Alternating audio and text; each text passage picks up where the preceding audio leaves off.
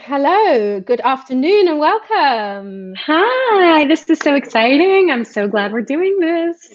I love how punctual you are. That's the Abby American has in me. everything written down in her planner to the minute.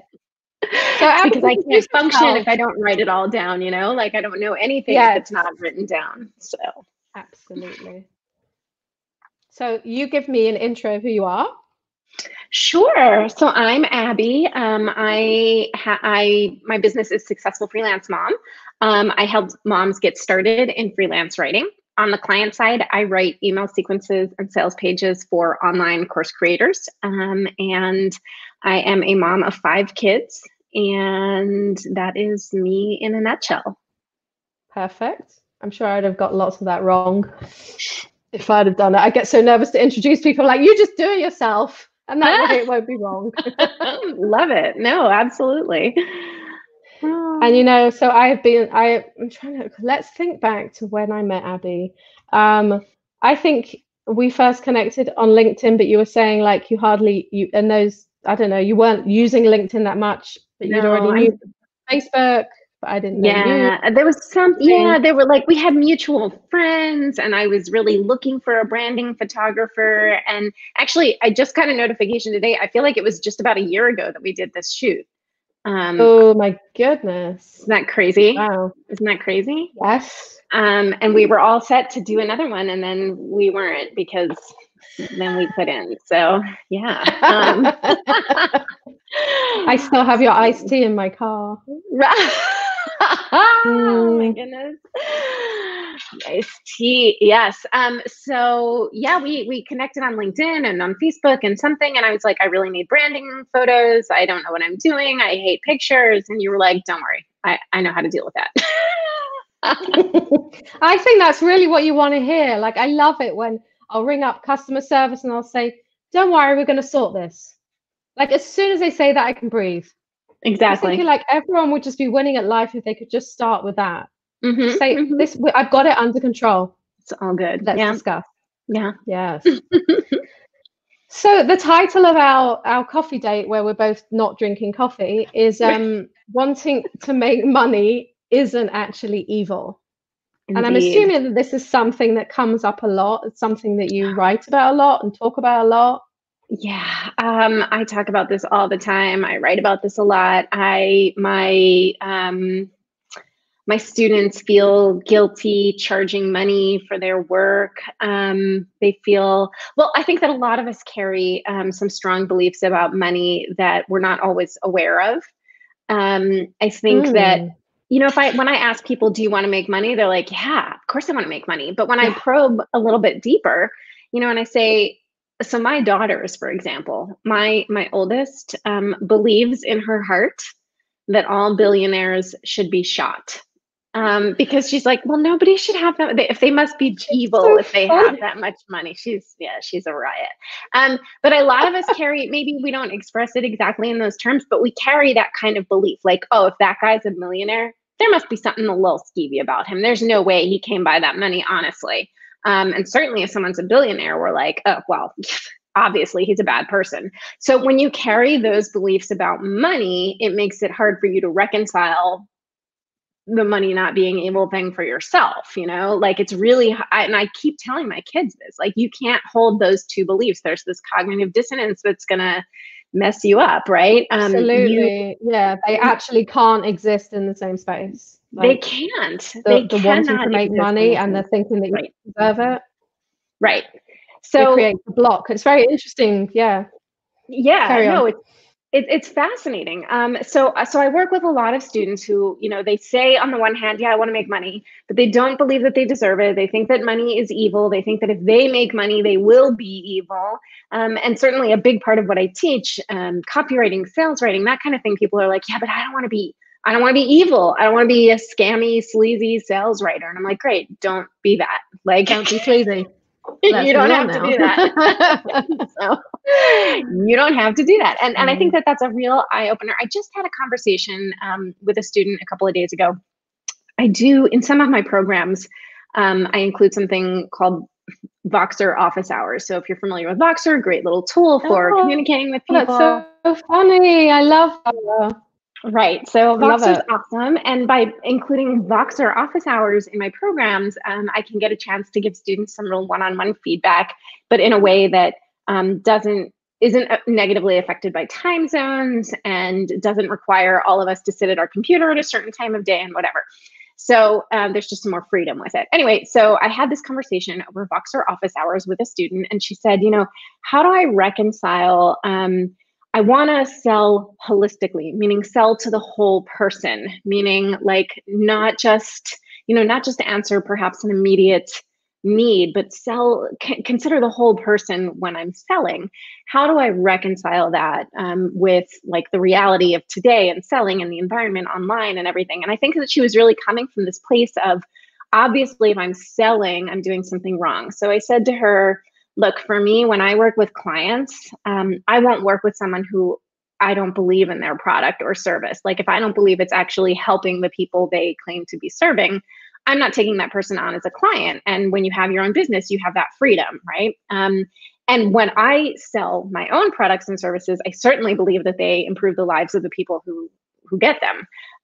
So I can sell then from a place of integrity, which makes it much easier to sell holistically. So I explained to her, certainly we take into account the science of selling in that we buy based on emotion. We buy because we want to be a better version of ourselves most of the time.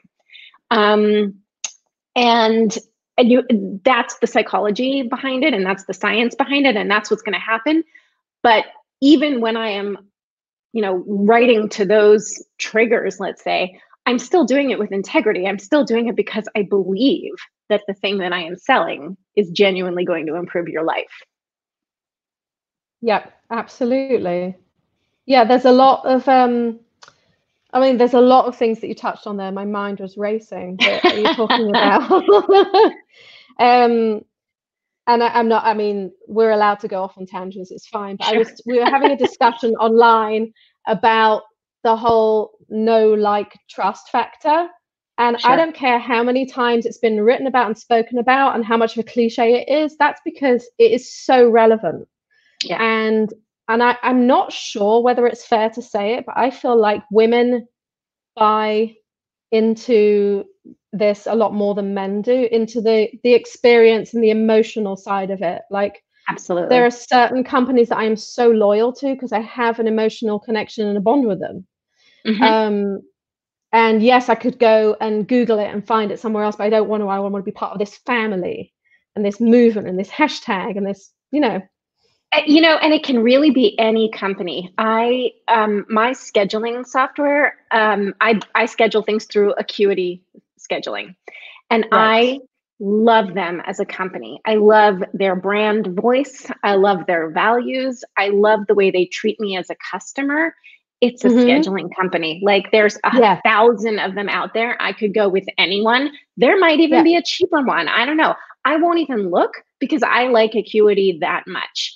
And little things like it's the way they treat me as a person. Like I was trying to do something with my Acuity account and I emailed their customer service and they were like, oh, well, actually you would need to upgrade your plan for that to work. So I've gone ahead and upgraded you for free for 3 months so that you can test it all out and make sure it's working the way you want. And then you can decide if you want to keep that or not. And I was like, oh my God, like, oh my God, I love you. Yeah. And like every email they send comes from a real human. Feels like feels like I'm having a conversation with somebody. And you can do that with a corporate, entity and have that kind of relationship that still feels very one-on-one. So it's totally possible. And it's so important to remember that because that's the kind of connection you want to have with your own clients and customers. You want them to feel like, Sarah, you want them to feel like I'm not even going to bother looking at other photographers because I have such a connection with Sarah. Like that, it's so critical to build those relationships with people because then the price is irrelevant, the competition is irrelevant. You have relationships, and that's the crux of your business. Yeah, and I find a lot. Maybe I don't know if it's just here in Israel, but a lot of people won't put their prices on the website. And I found for me, that didn't make sense, because what was Mm-hmm. happening was the prices weren't there. So either people thinking, oh, she's so expensive, I'm not going to be able to afford her, or Mm-hmm. she's hiding something. Why is she hiding her prices? What's she got to hide? So I Right. started years ago putting them on my website. And it does weed out the people that can't afford professional Sure. photography right now, Right. but they know where to find me. And it makes the process easier. So the other day, someone recommended me on one of these groups. Someone said, I'm looking for Mm-hmm. headshots, and someone recommended me. So I went into that group and I said, thanks so much for recommending me.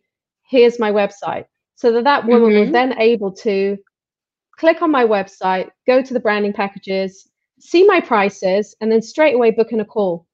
I think it Mm-hmm. was 5 minutes after I posted that link, she booked Yeah. the call with me.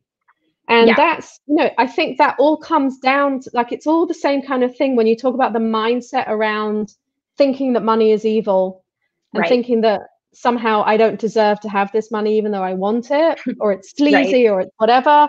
I think that they all link together. And when I finally did the work on my mindset when it comes to money, I Mm-hmm. realized there were all these ridiculous beliefs that I'd never verbalized. I'd never sat down and gone over them, but And they were there.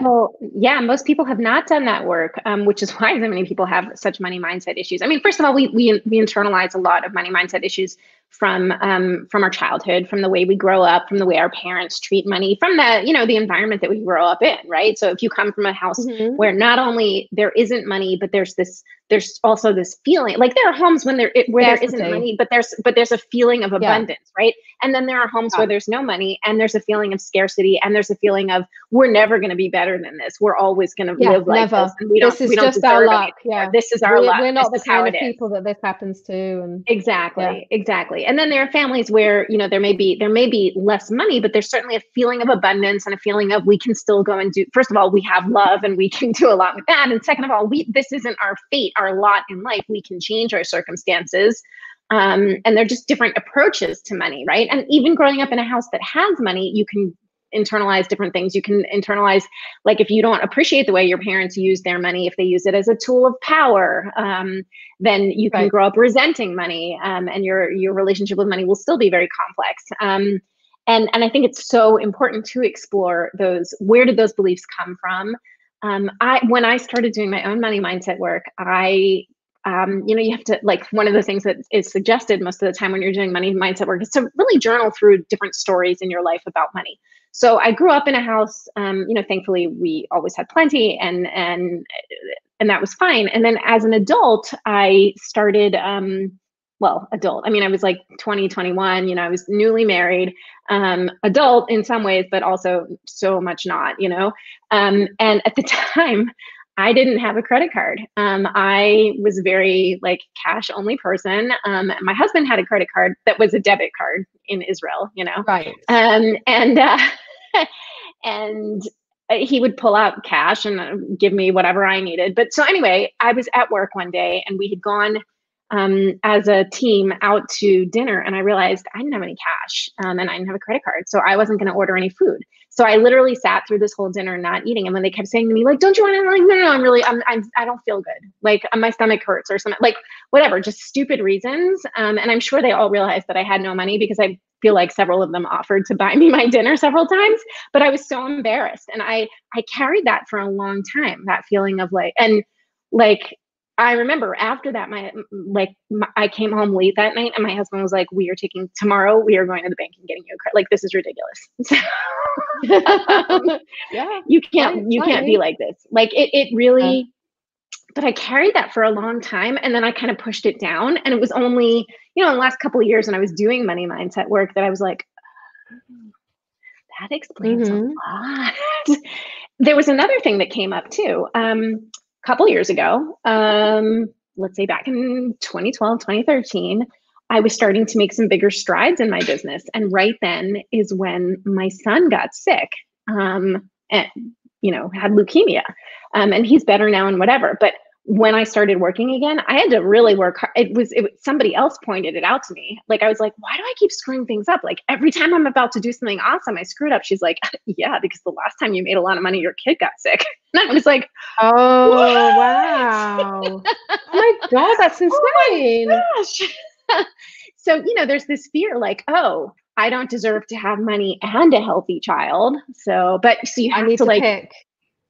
right. I Yeah. need to pick. Your I can brain was only have telling you one of need to those choose things. one. Oh my I can only God. have one of those things. Right. So and that really, for me, that sparked an enormous amount of work. I actually had articles published on it in all kinds of places about my whole, it's not like I invented the philosophy of both and, but my own work in getting to both and really embracing that, and saying, yeah, it's okay to have both.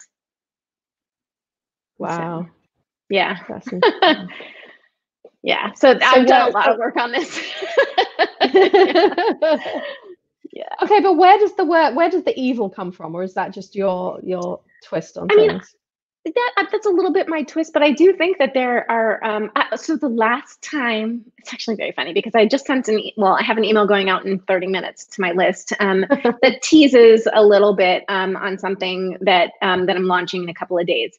And the last time around that I sent out a whole bunch of emails about my signature course, Writing for Money. So some of the replies that I got were downright nasty. Not ironically, but like interestingly, the nastiest from men who like, what are you even doing on my list, dude? Get off. But whatever. So like literally one of them, fascinating, right? Fascinating. Like, you're not my person. I address you as mom. So like, what are you doing here? Anyway, I like some of these replies were things like, you're such a scammer. You're such a liar. You're just trying to fleece people out. And like, it's one of those things where you read it and at first you're like if it's like somebody kicked you in the stomach, like it takes your brain a minute to catch up, like, wait, I didn't actually do anything wrong. And when I think about it logically, I'm like, that is the opposite of who I am. Like, I tell people flat out, you will not make money if you do not do the work. Like, I am not promising a get rich quick thing at all. I am the opposite of that person. And it's so funny that you have to promise that, because to me it sounds so obvious. If I buy a course or sign up for a challenge and I don't put in the work, I'm well aware of the fact that it ain't going to work.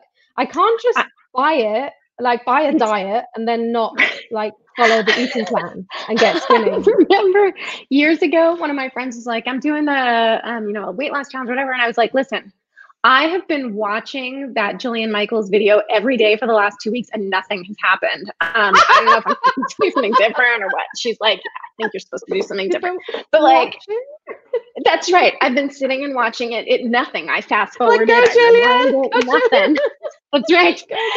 Work it. So anyway, I flat out tell people the disclaimer on my site when you enroll in my course. The disclaimer actually says there are no magic beans or pills. Like, this is a very much you have to do the work thing, right? So when I email about my course and when I talk about my course, and this is where like we get into the it's not evil. I love my course. If I could marry my course, I would. I think it is awesome. I think it is the best course for somebody who wants to get started in freelance writing and earn a real living. I am not embarrassed to talk about it or to sell it or to say it costs $997 and there are upsells on the back end, because I know how good it is and how valuable it is. And I know what women can do if they take it and they do the work and they put the stuff into practice, right? So I am not at all ashamed of it. I am not embarrassed of it. And I think it's awesome. And I will talk about it till the cows come home. But like, people struggle with that. They're like, oh, you can't like, and now more than ever, right? Like, so how can you sell during COVID-19? Like, that's not okay. Like, and I'm like, you know what? Now more than ever, I'm gonna sell my course, because honestly, I barely felt the effects of this thing. Like, my clients kept needing work. In fact, my clients needed more work because they were like, hi, we need to change all of our messaging like yesterday. So like, there was like people that don't have to work face to face have been flat out. Anyone that's like working in like copywriting, editing, and like email sequences, updating people's websites, all of these things, they've been, even accountants. Yes, 100%. I had so much work. Like, I was outsourcing, I was hiring people. I was going crazy, right? Trying to keep up with the work. And then I got these emails last time I marketed my course. People were like, some of the responses I got were things like, there's no way that you would want other people to learn the skills that you have, because then they would be your competition. Did you ever think about that? And I'm like, I'm so not worried about competition, number one, because I've been doing this for 20 years. And so no. Number two, there is so much freaking work out there. One of the big reasons that I started teaching other people to do it was because I need people to outsource to when I can't handle it all. One, I can't handle all the work. Two, I don't want to handle all the work. Like, I only want to work with a very small subset of people, and that's it. Anybody else, that's also I'm not interested in. Right? And that's not evil either. Right? So yeah, I think that there are people who view it as evil. They view it when other people are doing it as evil. They view it when they're thinking about doing it for themselves as evil, and it's hard to get past that. Money is not evil. Money is a tool, and you can use it to do amazing things. I think it really helps to be very connected to your own reasons for what are you going to do with the money when you have it, and how are you going to use money as a force for good in your life. But frankly, if what you want to do with money is like buy bonbons and feed them to people, like, that's your business. You know, you made the money, you get to choose what to do with it. So. I mean, when I started working on I didn't know there was such a thing as money mindset. I joined Laura Pauner. Shout out to Laura Pauner. I joined her group, and she's a money mindset coach. She's also an accountant, and she's very awesome. And she taught me all kinds of things that I'd never thought of. And, you know, brought to the surface my relationship with money. And I started doing things like going into my banking app and looking at where I am and planning and putting money in savings and all these things that I'd been treating my business like a hobby, a very expensive hobby, but a hobby. And it was a major turnaround for me. And every time I would get paid, I think this came from her. Every time I get paid, I would kind of like do a little happy dance, like physically just do something, either clap or say, yay! Every time I would get paid, because why should you not? Like, yay, I did a good job and here's my payment. That's right. I literally, every time a payment comes through, I screenshot that sucker. I send it to my husband. I'm like, look at me, I'm awesome. My kids laugh at me. When I sell my course sells on Evergreen. I have products that sell on Evergreen, right? So like, I can literally be sitting on my couch and somebody buys my course and I get a notification and I will sing. I will be like, I'm sitting on my couch. I was with you having coffee payments. I love it. I think it's awesome. And I think it's important to celebrate those things. So, and if I can embarrass my children in the process, so much the better. So. I think there's a difference in the way we were brought up, though. I'm not just talking about the message that you get from your parents. I think it's the British in me. We do not talk about money. You know, there's all these topics that you wouldn't talk about around a table at a dinner party.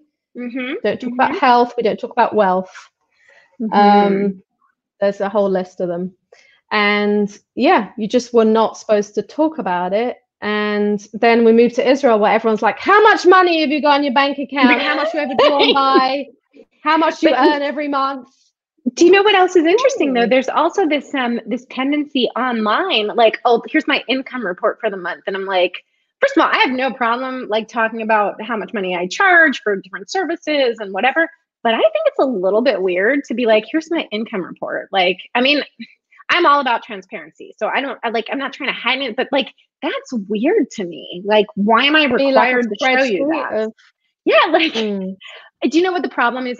I think my problem with it is I do value transparency, and I don't believe that those income reports are very transparent. I think that they present data in a very carefully curated way. Well, to show also income is very nice, but what about your expenses? I don't know how much you're renting or what are you paying off, or like how many kids you have. I don't know what you're left with at the end of the month. And quite frankly, I don't really want to know.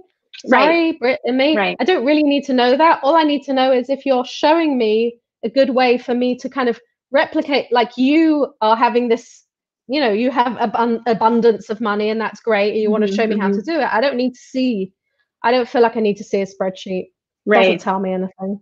Right. No, absolutely. I think that, you can kind of manipulate them to show different things. And So it's always been a little bit weird to me, but I love talking to women about learning to charge and learning to own your pricing. Like you said, having your pricing on your website. I don't want to waste my time, and I certainly don't want to waste anybody else's time.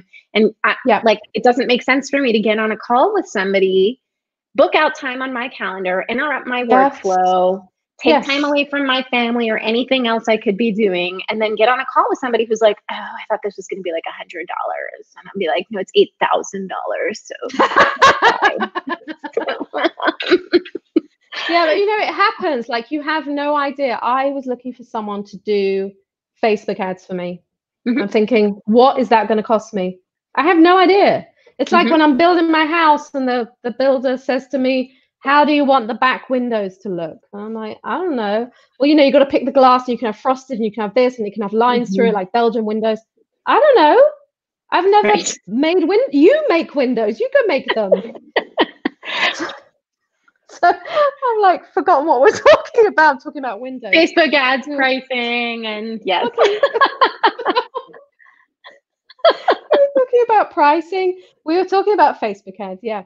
So I get on the call with this woman, and I picked her because I really been enjoying her posts on Instagram. I really liked her personality, the whole no like trust thing, and she had posted up some kind of like a case study of one of her clients about how much they had spent on the ad and how much business that had brought in, or the return on it looked really impressive. So I got on a call with her. Well, the ad spend is one thing, but you've got to pay her to do the work as well. Right. And you can't just pay her to do the work for a month and be done. It doesn't work like that. Correct. You have to keep going and keep trying and try scenario A and B and C and six works at least 6 months. And it was thousands of dollars that I didn't have. So that was a total and utter waste of time. As far as I was concerned, we had a 30-minute call. We bonded. We got on very nicely. She was a good candidate as a friend. but she could not do the work for me. Yeah. So I honestly, I think, I don't know what is that blockage when it comes to putting money up on a website? What are we afraid of? Right. No, it's, I think that it is, there is a lot of fear around it. I think it's not owning your price. It's not feeling confident in your pricing. For me, actually, it almost came from like the opposite. I was like, well, if I just have if I tell people this is the price, then I don't ever have to have an awkward conversation about it. It's right there. Like, yes. I don't have to say it, Yes. So. And I'll be like, before we get on the call, have you looked at my pricing? Because I don't want anyone, like, if there's someone who just wants a few snaps with 2 fingers, I just want a few snaps. That's in writing, that's when they say, I just need you to edit it. And I'm like, no.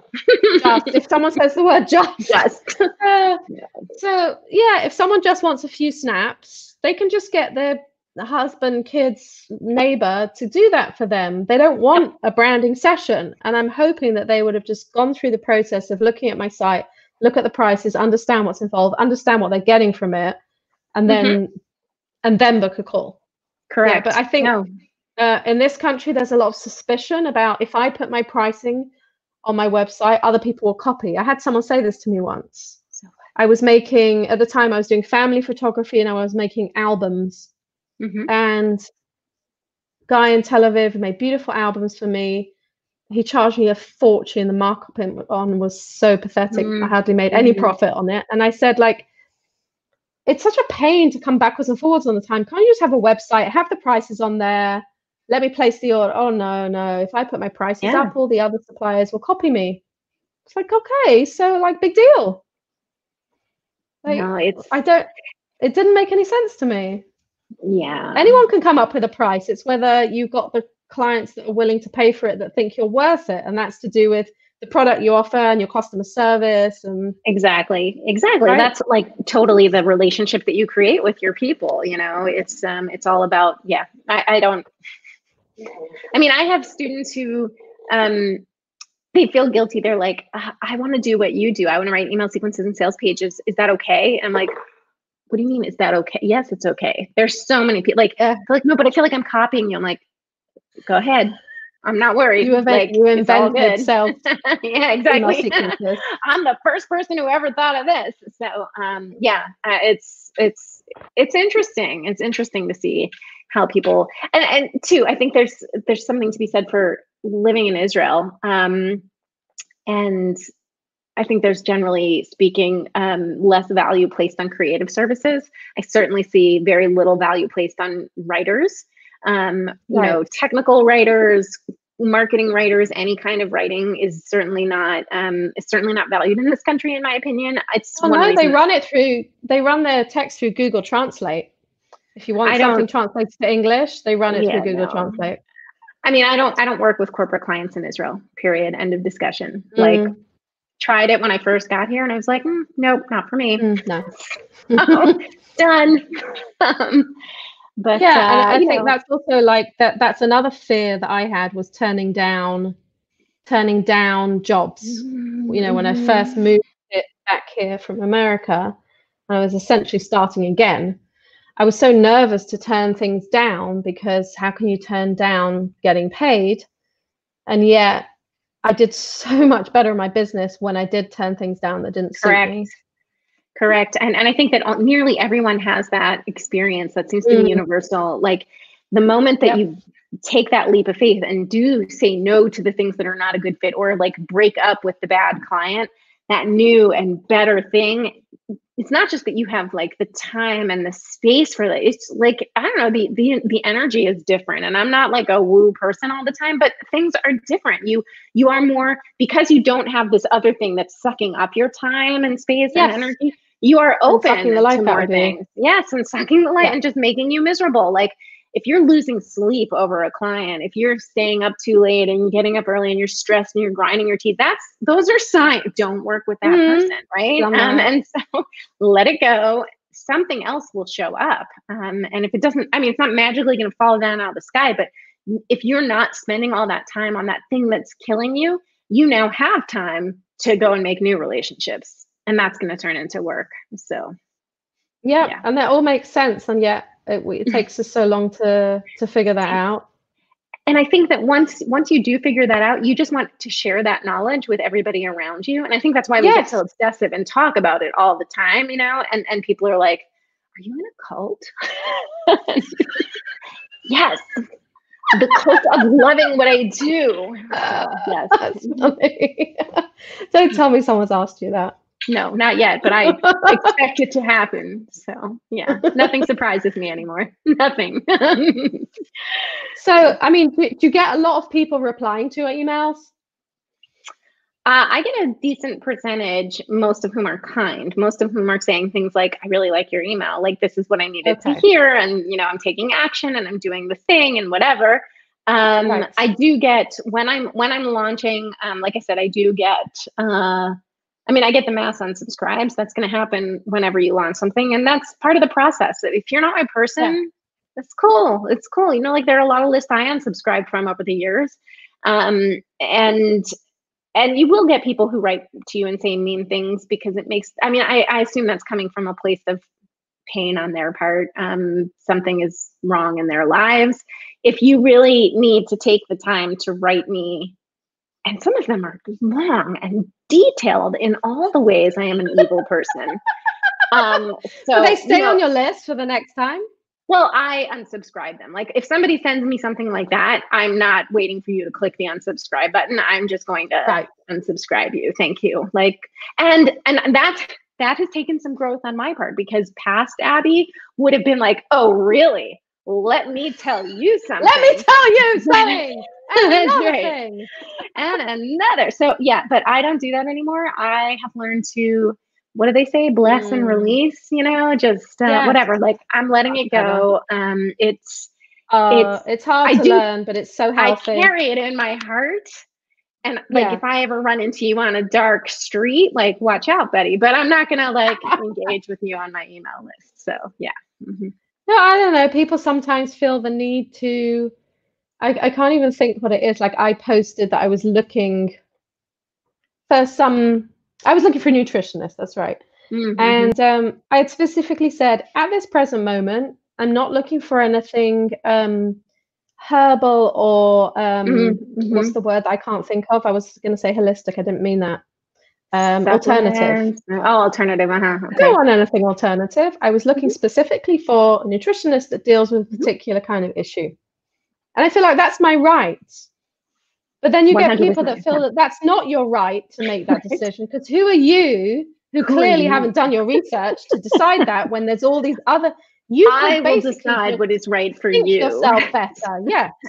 You need to just think yourself better, right, and go get some acupuncture, and like that's not what I asked for. It's one of the things that I say when I'm teaching about like working with clients. So I say, you know, I won't work with clients if I don't believe in what they're selling. And one of the things that I personally don't believe in, which does not mean that, you know, you're allowed to believe in it and work for it and sell it and whatever. But I personally don't believe that you can cure cancer by thinking happy thoughts. I have a son who had cancer, and I happen to know that what saved his life was chemotherapy. So I'm really big on that. And like, I won't work with that. Right. So, and I get people who are like, well, that's because you don't know the right happy thoughts. And I'm like, I'm okay with that. I am okay with that. That is all right. So. Oh, and that was a ridiculous answer.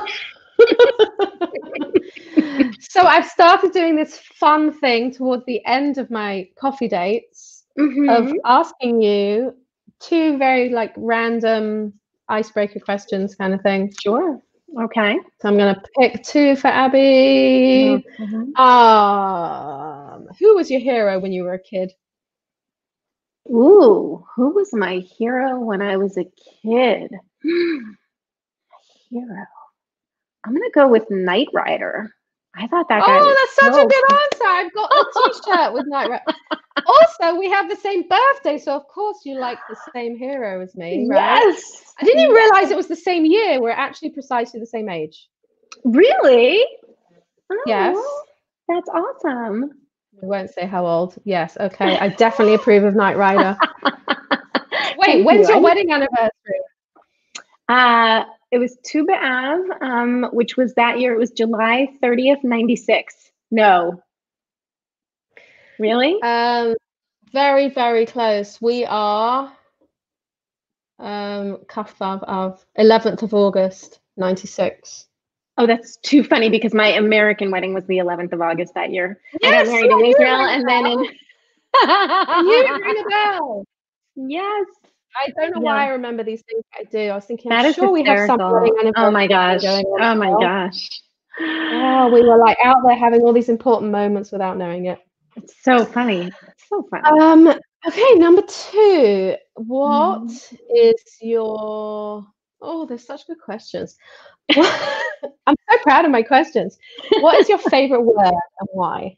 My favorite what? Word. My favorite word and why? Oh, that is a difficult one. I love all the words. My favorite word. I feel like it changes over time. It might be something you might be using at the moment. Yeah. Definitely changes over time. I would say that a word that has stuck with me for a long time, like from childhood through today, I'm going to go with awesome, because it conveys what I am often trying to say. Like, I think that when something is awesome, it is like, and we should celebrate it. We should be cool with that. You know, we should be okay with giving into that and saying it and owning it and stepping into it. I never understood why it wasn't awful, because it's full of awe. Oh, right. So why should it not be awful instead of awesome? We don't know where that came from. We actually had this favorite word last week on coffee date number 3. Same word. Oh my goodness. Well, it's a great word, but there are a lot of words. There are a lot of words that I love. There are a lot of really great words that I love using. Do you know what I also think about sometimes? There are a couple of words that I always mess up. And now I'm like with spelling, you mean? Like spelling and pronunciation. Like I misplace letters in them, and I'm trying to think of the one specific example, and of course I'm blanking on it now. But like there's one word in particular that I always mess up. There's like a C and an S and a whatever, and I always screw them up and say it incorrectly. And my mom's always like, don't think that's what you mean. I used to have a problem with license until I learned that the C comes first and then the S. And occasion of like double C, double S, one C, one S. But it's not just the spelling. Like, it was really my pronunciation too. Like, I would transpose those letters and say it incorrectly. So yeah, it's just, I don't know. Language is fascinating. Language is really, it's awesome. I love it. Well, I think both of us write the way that we speak. And I was talking to someone about it today. He very kindly wrote to me and said, I love the way you write. And I don't think I've ever told you that, which was really sweet. And I said, it really is a gift to be able to write the way that you speak. Like, I read your emails, I can hear your voice. I have friends who are hilarious in real life. They send me a text message. It's like flatline. There's no personality. And I didn't ever understand, how is that possible? Like, it's because people have this thing when they sit down to write for work. It feels like we have to use our formal voices and our special, like, big words. People all the time, they'll send out email with the word utilize in it, and I'm like, dude, use 3 words, 3 letters, USE. Just, it's a great word. Use it. I think that in general, people feel that they're not allowed to write the way they talk. And I work so hard when I'm writing for my clients, to make it sound just like they do when they speak. And when they read the stuff then and they're so excited by it, they're like, this is exactly how. I'm like, yes, I know. That is my job. I know. This is why you pay me the big bucks. Exactly. So yeah. But I mean, in a text message, that doesn't make sense, because that's just like my friend texting me. Why don't you have a personality? I wonder if it's just like, I had good teachers in school and they taught me a lot.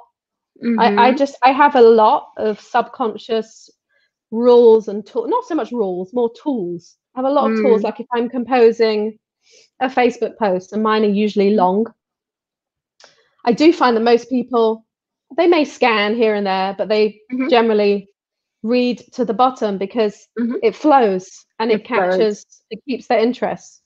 Yeah. And I think maybe not everyone learned that. Who knows? It's true. It's true. It's a gift.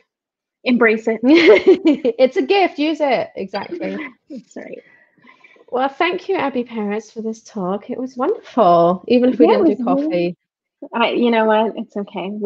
There's so much coffee out there. This was more fun than coffee. Thank you for having me. It was really good to catch up with you, and it's awesome. And it was awesome. Before we go, I want everyone to know where to find you. Oh, so I am at successfulfreelancemom.com. I am also on Instagram at Abbi Perets, and I'm not very good at Instagram. I will tell you that up front, but I try. And I have a Facebook group. If you're female and you're interested in writing, it's called Successful Freelance Writing Moms. If you're a dude, you're not getting in my group. Sorry, there are enough spaces in the world where men can hang out, and my Facebook group is not one of them. But if you are interested in learning about freelance writing, you are welcome to join my group. And there you go. That's where I am. Wonderful. Thank you, Abbi. Bye, guys. Thank you. Bye.